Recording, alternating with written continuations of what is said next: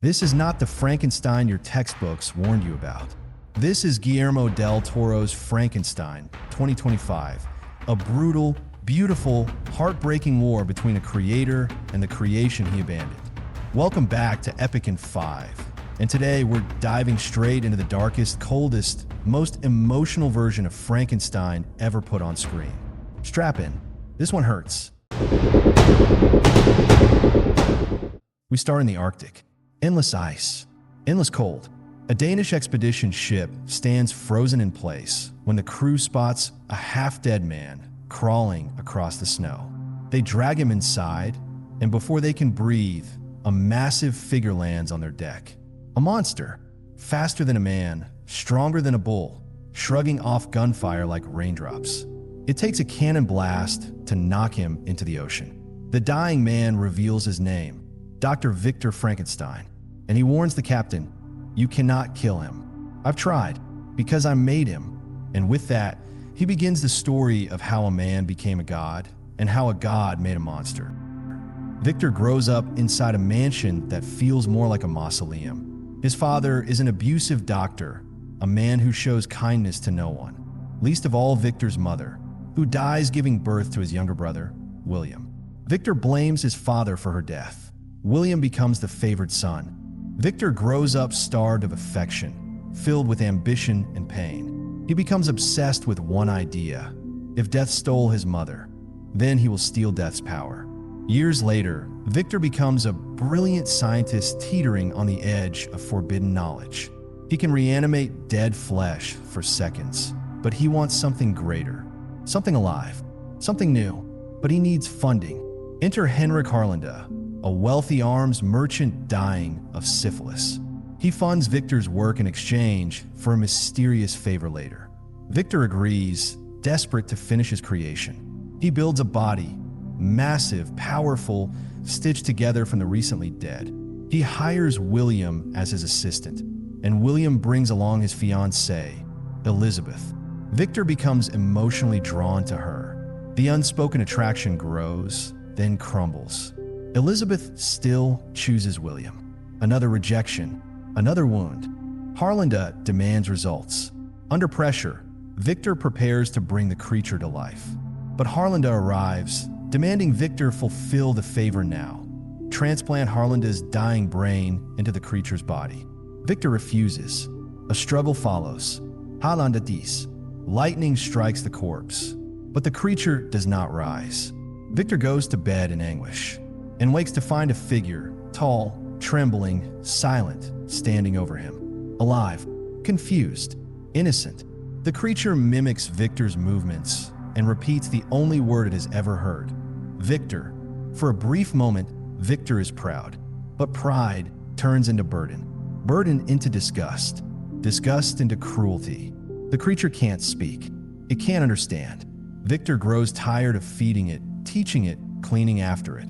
And when Elizabeth shows the creature warmth, a warmth Victor's never known, jealousy takes over. Victor tortures the creature, and the creature shows its first glimpse of fury, a rage so powerful it terrifies Victor.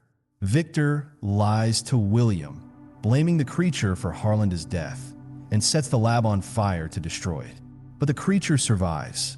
Burnt, wounded, confused, the creature escapes into the wilderness, and this is where his true story begins. He wanders through forests, hiding from people who scream and attack the moment they see him. He does not understand why. He does not know what he is. He only knows pain. One night, he stumbles onto a remote farmhouse. A family lives there, a stern father, a mother, 2 children, and an old blind man. The creature hides in their walls, attic, and barn for days. He watches them live the life he can never have, a life of laughter, warmth, belonging. He secretly helps them, chopping wood, fixing fences, leaving food. The family believes a spirit of the forest is blessing them. The blind old man senses something. One afternoon, alone in the house, he hears the creature breathing in the corner. Instead of fear, he offers gentle words. The creature steps into the light, and for the first time, someone does not scream. The old man teaches him to read, teaches him to speak, teaches him kindness. The creature learns about love, even though he's never received any. But he still doesn't know what he is. The old man encourages him to find his origins. The creature returns to the ruins of Victor's lab. Through burnt papers and journals, he discovers the truth. He is an experiment.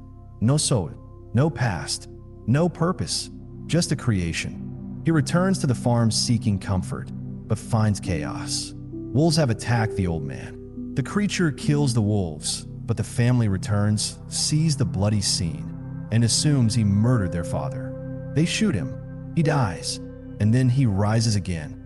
Now he understands he cannot die. He cannot belong. And the only person who owes him answers is Victor. The creature tracks Victor down on Elizabeth and William's wedding day.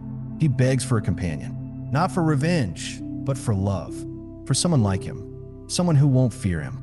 Victor refuses, calls him a mistake, a curse, a monster. The creature breaks. Elizabeth enters, overjoyed to see the creature alive after the lab fire. She hugs him. Victor panics and fires a gun, killing Elizabeth. Victor blames the creature to the wedding guests. A mob attacks. William is killed in the chaos. As he dies, he tells Victor he always feared him more than the creature. The creature grieves Elizabeth. Then he disfigures Victor's face in rage, telling him, "You are the monster, and now I am your master." Victor flees to the Arctic, consumed by revenge. He hunts the creature across frozen deserts, using dynamite and traps, but nothing works. Victor collapses in the snow, dying, and the sailors find him. Now, on the ship, Victor is at his end. The creature steps into the captain's quarters, not to kill, but to say goodbye. Victor apologizes, calls him his son. He asks the creature to say his name one last time, not as a monster, but as the being he once tried to teach. The creature whispers, "Victor." Victor dies, holding his hand. The captain allows the creature to leave peacefully. Outside, the creature uses his strength to break the ship free from the ice, saving the very men who try to kill him. As the sun rises, he removes his hood, feeling warm light the way Victor once taught him. A tear falls. He walks into the sunrise alone, a creation without a creator, a soul still searching for a world that never wanted him, but finally choosing to live anyway. And that, my friends, was Frankenstein in 5 minutes, the most emotional monster film you'll see this year. If you love this breakdown, smash that like button, subscribe to Epic in 5, and tell me which movie you want next.